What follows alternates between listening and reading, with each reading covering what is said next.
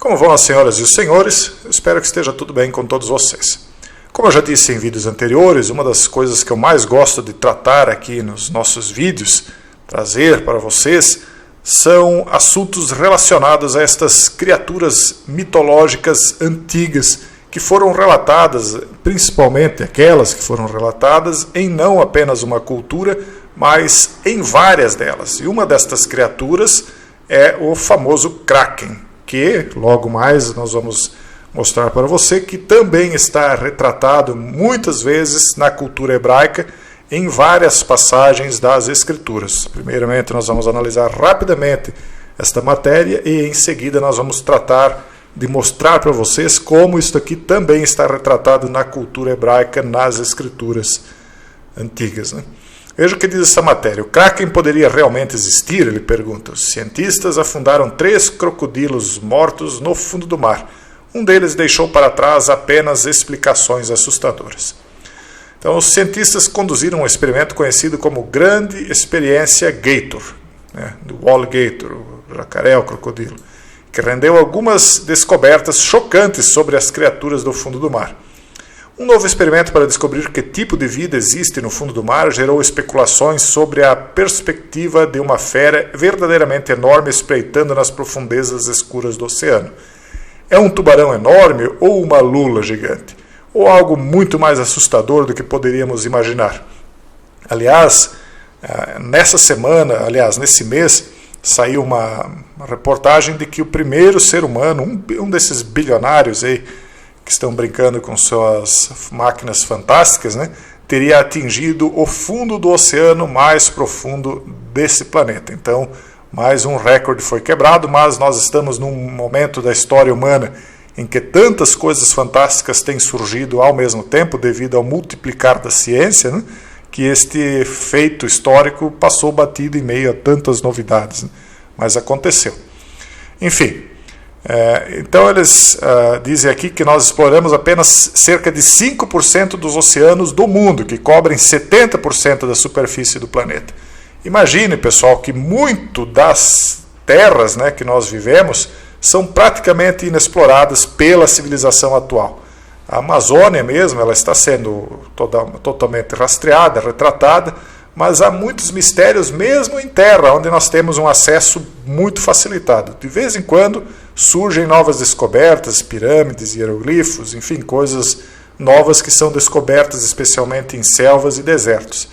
Agora você imagine o que é que está escondido abaixo do oceano, que cobre 70% da superfície do planeta.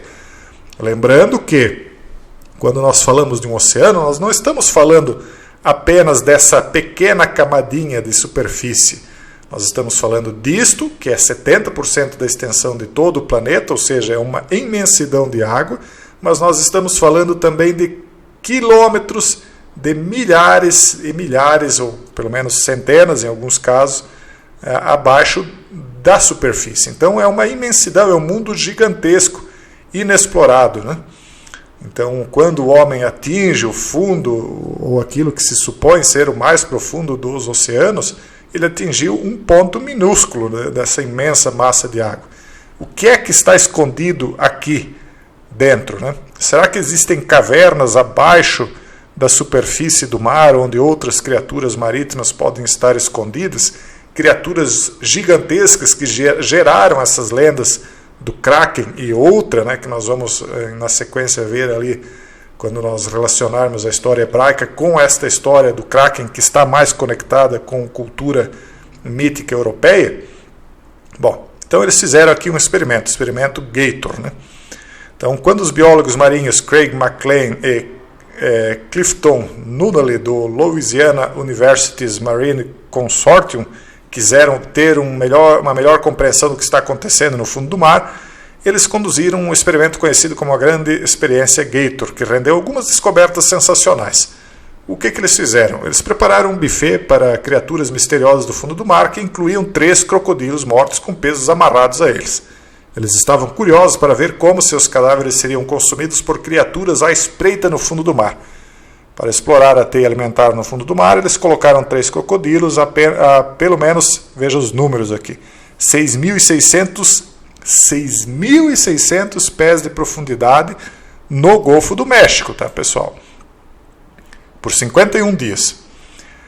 Então, aqui a região da Flórida, ali, aquela região próxima ao Golfo do México, tem muitos crocodilos. Então, eles pegaram, amarraram pesos e jogaram lá no Golfo do México, e não por acaso escolheram essa profundidade aqui, 6.600 pés. O que veio a seguir é que foi chocante.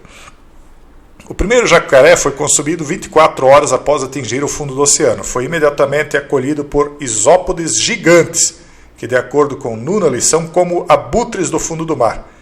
Vou repetir, isópodes gigantes. Então, outros necrófagos como anfípodes, granadeiros e alguns peixes pretos misteriosos e não identificáveis juntaram-se à festa, ou seja, animais que o ser humano desconhecia a existência. Os isópodes destruíram o réptil mais rápido do que os cientistas esperavam, comendo do avesso. Lembrando, né, pessoal, que um crocodilo ele tem uma pele bastante grossa, então aquilo que devorou ele era enorme, né? Eles mesmos dizem aqui. O segundo crocodilo foi comido por um longo período de tempo. Após 51 dias, tudo que restou dele foi seu esqueleto, que tinha uma tonalidade avermelhada. Aquele realmente nos surpreendeu, não havia nem mesmo uma única escama ou placa deixada na carcaça. A equipe então enviou o esqueleto para Greg Rouse, biólogo marinho de uma oceanografia ali, para um exame mais aprofundado. E ele descobriu que o crocodilo fora quebrado em grilhões de ossos por uma nova espécie de vermes, comedores de ossos do gênero Ocedax.